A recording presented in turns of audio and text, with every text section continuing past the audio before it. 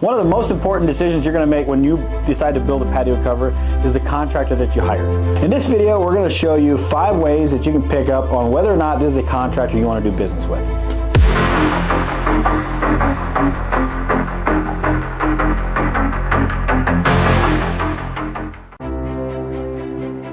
My name is Eli. I'm the founder of Chillax Patios. Today I want to go over 5 indicators of a fishy contractor. So first of all is price point. So there's going to be bids. If you're going to get multiple bids, you're going to get some. A lot of times they're going to be real close to each other, and then sometimes you're going to find one that's really high or one that's really low, right? One thing that we've been seeing as of lately especially is there are some really low bidders out there. I don't quite understand it because material has went up this year. However, some of our competitors have went down in price this year. So I think it's because they're competing on price only and just trying to keep their guys busy. But so if you see one that's much lower than the rest, you might want to say, hey, how is that possible? Recently we had a guy bid a cover 37% less than ours was. We have never built a patio cover with 37% net profit. So what does that tell you? Somebody's losing money. And if they're not, then something's not being built right. So you definitely want to look at price point. If somebody's super high, that's also a reason for question there as well. And then misinformation, if a contractor says he can make it work, while multiple others say you can't, then you might want to stop and look at that. You know, if you have 3 contractors says that can't be built and one says absolutely no problem,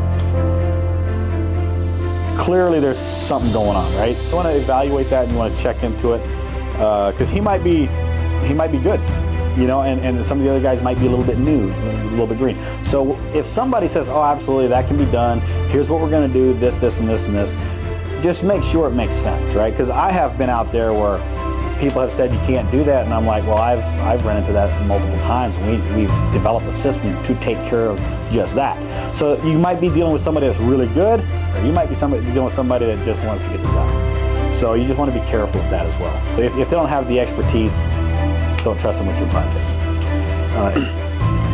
Now as far as warranty, number 3 is warranty. If you can't stand behind your own work, what quality of work are they doing?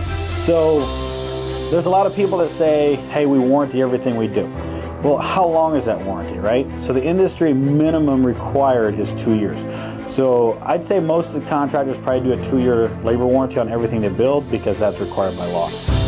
I don't know, I'm sure there's some that do more than that. We do a lifetime warranty on all of our aluminum wood patio covers because if it ever comes apart due to our negligence, we'll be there to repair it. And we've had to make good on that. And on a second note, I actually have a competitor friend of mine that they are rebuilding a patio cover that collapsed after 2 years of being installed. We are right now installing one that collapsed after 5 years of install.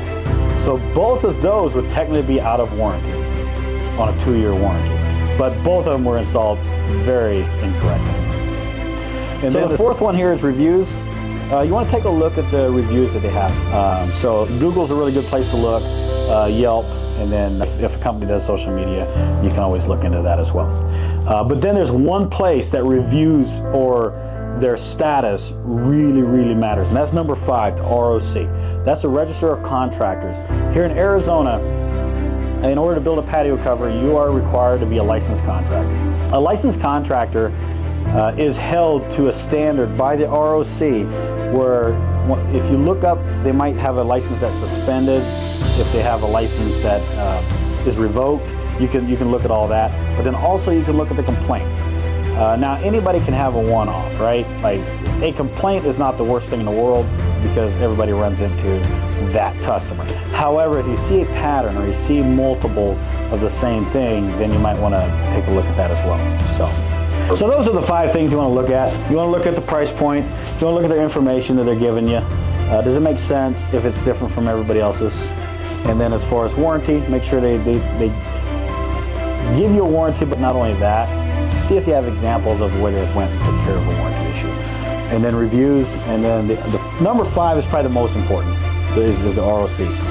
Take a look at their ROC. Make sure their license is in good standing. So if this was helpful, please like, comment, subscribe, and leave a comment of any other questions you might have.